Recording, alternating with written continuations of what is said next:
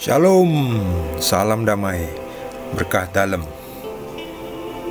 Kita lanjutkan dengan Injil Lukas bab 23 dengan judul perikop Yesus disalibkan. Ketika mereka sampai di tempat yang bernama Tengkorak, mereka menyalibkan Yesus di situ dan juga kedua orang penjahat itu, yang seorang di sebelah kanannya dan yang lain di sebelah kirinya. Yesus berkata, "Ya Bapa, ampunilah mereka, sebab mereka tidak tahu apa yang mereka perbuat." Dan mereka membuang undi untuk membagi pakaiannya. Orang banyak berdiri di situ dan melihat semuanya. Pemimpin-pemimpin mengejek dia, katanya, "Orang lain ia selamatkan, biarlah sekarang ia menyelamatkan dirinya sendiri jika ia adalah Mesias, orang yang dipilih Allah." Juga prajurit-prajurit mengolok-olokkan dia. Mereka mengunjukkan anggur asam kepadanya dan berkata, "Jika engkau adalah raja orang Yahudi, selamatkanlah dirimu."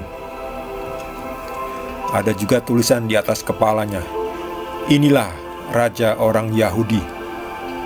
Seorang dari penjahat yang digantung itu menghujat dia, katanya, "Bukankah engkau adalah Kristus? Selamatkanlah dirimu dan kami." Tetapi yang seorang menegur dia, katanya, "Tidakkah engkau takut juga tidak kepada Allah, sedang engkau menerima hukuman yang sama? Kita memang selayaknya dihukum, sebab kita menerima balasan yang setimpal dengan perbuatan kita. Tetapi orang ini tidak berbuat sesuatu yang salah." Lalu ia berkata, "Yesus, ingatlah akan aku apabila engkau datang sebagai raja." Kata Yesus kepadanya, "Aku berkata kepadamu, sesungguhnya hari ini juga engkau akan ada bersama-sama dengan aku di Firdaus." Demikianlah sabda Tuhan.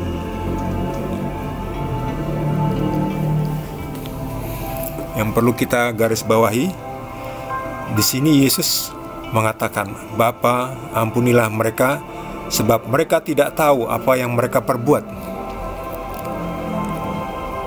Mereka memang tidak tahu siapa itu Yesus. Mereka menyalibkan, menyiksa orang yang tidak bersalah.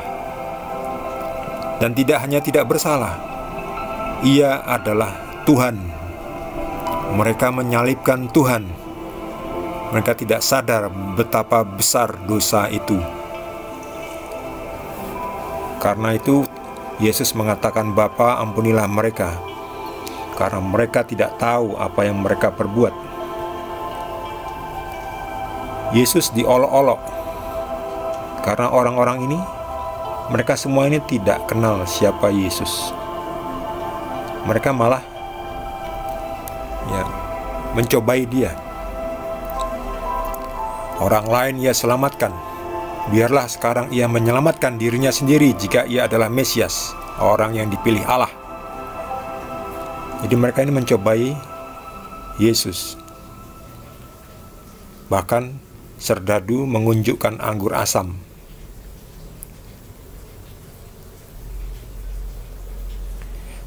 "Jika engkau adalah raja orang Yahudi, selamatkanlah dirimu." Lalu juga dipasang tulisan, "Inilah raja orang Yahudi." Lalu salah satu penjahat yang sebelah kiri ini mengatakan, "Bukankah engkau adalah Kristus? Selamatkanlah dirimu dan kami." Sementara yang sebelah kanannya sudah tobat, sadar, tahu diri.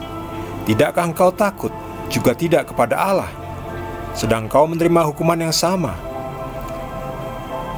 Kita memang selayaknya dihukum, sebab kita menerima balasan yang setimpal dengan perbuatan kita. Jadi yang satu ini, yang sebelah kanan ini sadar, dia dihukum karena kesalahannya sendiri, tapi dia menerima dan bertobat. Akhirnya ia mendapatkan keselamatan di menit-menit terakhir hidupnya. Ia berkata, orang ini, penjahat ini yang bertobat ini berkata, "Yesus, ingatlah aku apabila Engkau datang sebagai Raja."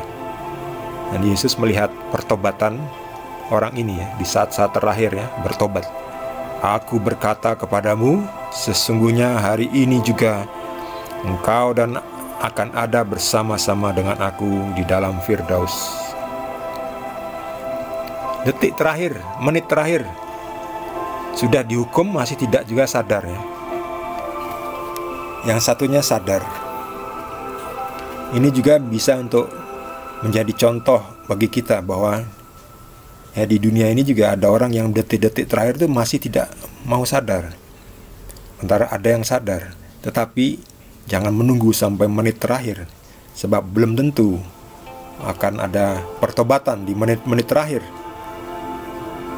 Itu yang dinamakan juga dengan perumpamaan perempuan-perempuan yang pintar, yang wanita-wanita yang bijak, yang membawa tidak hanya lampu tetapi juga minyak.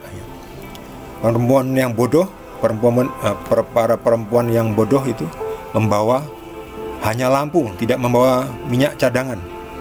Ya, seperti ini, menunggu sampai saat akhir. Perempuan-perempuan yang bodoh itu akhirnya mencari minyak di saat-saat terakhir, tidak dapat, sebab pintu sudah ditutup.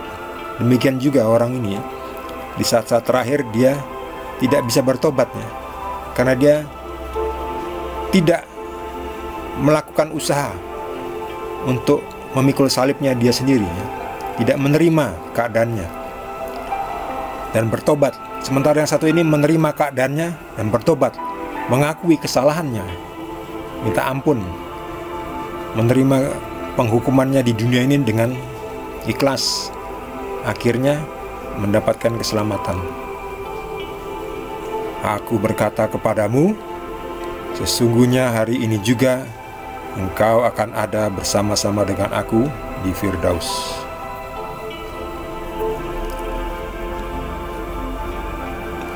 Bagi saudara yang mendapatkan tambahan penjelasan dari Tuhan Yesus, boleh juga berbagi dengan kita semua. Bagi yang belum subscribe, jangan lupa di subscribe. Kita akan lanjutkan dengan perikop berikutnya.